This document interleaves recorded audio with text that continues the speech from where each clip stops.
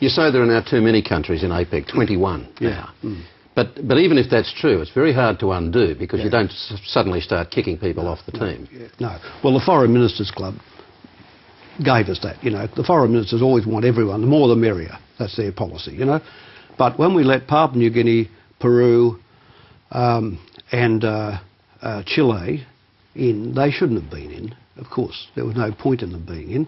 And it only diluted the real power groupings in there. The one that wasn't in originally, was entitled to join, was Vietnam with 80 million people, you know, sitting right in the middle of it. But you've got to stretch a bow a long way to say that Papua New Guinea had interest in it, and you've got to stretch a long way to say that Peru and Chile had interest there.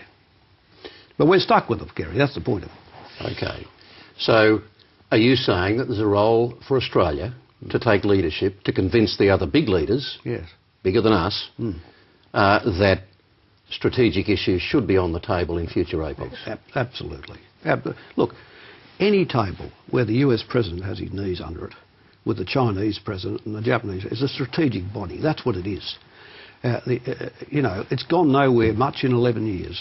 The last important thing it did was to get China's entry in the WTO sorted out at the New Zealand meeting of APEC.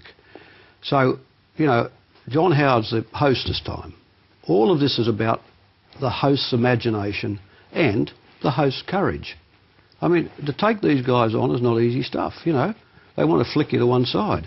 But this is what I mean, you look at Australian foreign policy. In my years with Gareth Evans, we set up, and Bob, APEC, the APEC leaders meeting, the ASEAN Regional Forum, the Cambodia Peace Accords, the Chemical Weapons Convention, and the Canberra Commission on the Elimination of Nuclear Weapons. I mean, we were really punching way above our weight.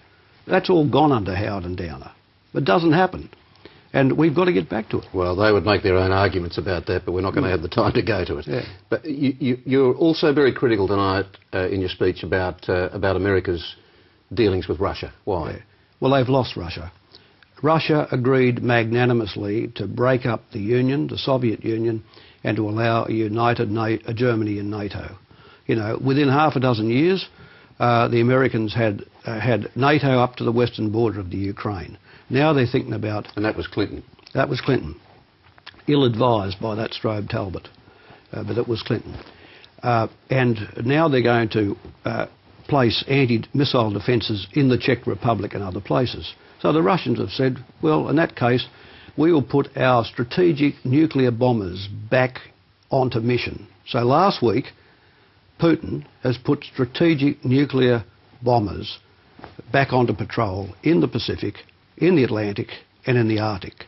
And as well as that, he's now talking about rebuilding another generation of nuclear bombers. Now, you've got to say to yourself, how did this happen? You know, I mean, are they all asleep in that White House? You know, what are they doing?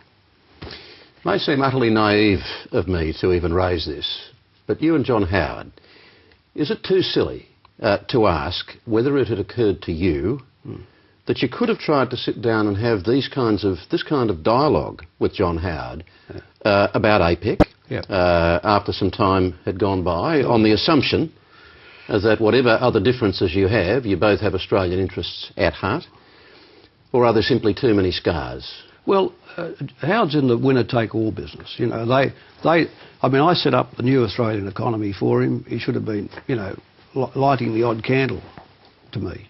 But he wouldn't give it the time of day. You know, they'll do everything that blackguard you backwards and forwards. But the same in foreign policy. There are two sides to the coin, aren't there? It takes two to have a fight, and I guess it takes two to make up. I don't know. I would talk to him, but the thing about him is, you see, he and Downer, they're in the winner-take-all business. You know, we did everything.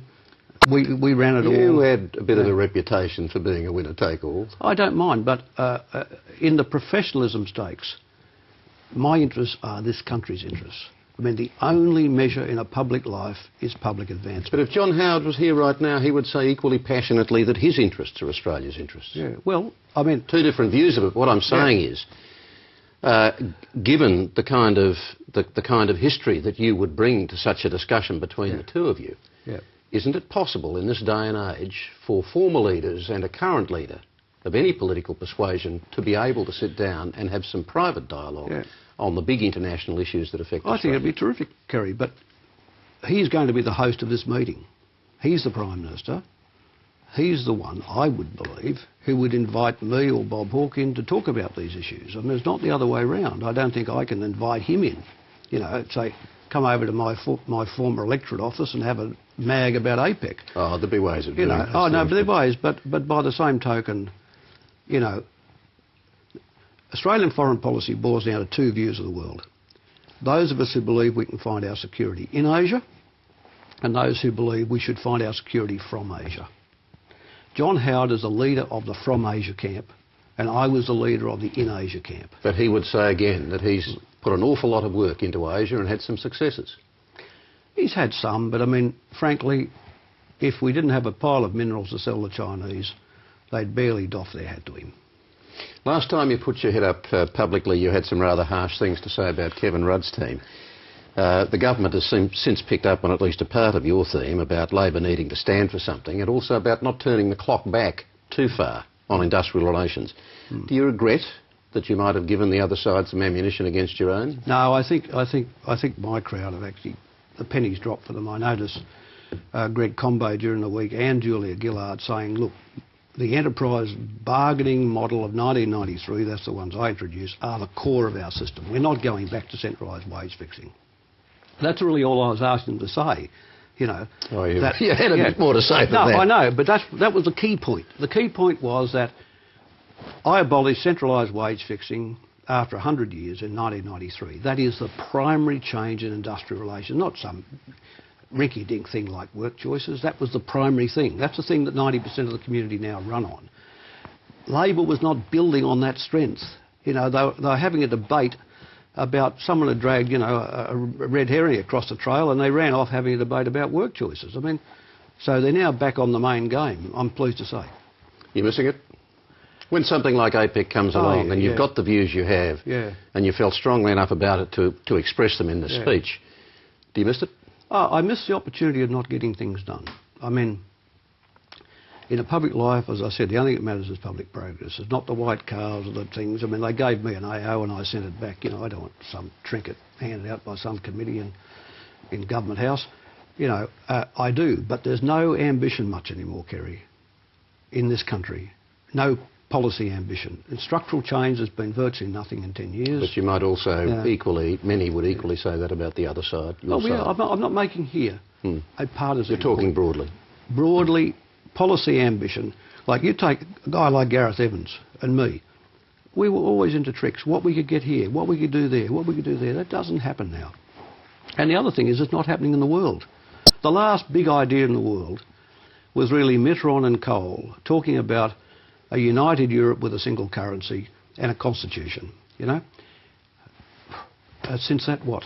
Here's the Russians. We had them at the epiphany at the end of the century, the Cold War, the wall coming down, and now we've lost it. Here they are putting their nuclear planes back on patrol. I mean, so you can just see what happened. The United States won the Cold War, cried victory and walked off the field. And they walked off the field in 1992, and this is now 2007. 15 years lost. Paul Keating, we're out of time. Thanks.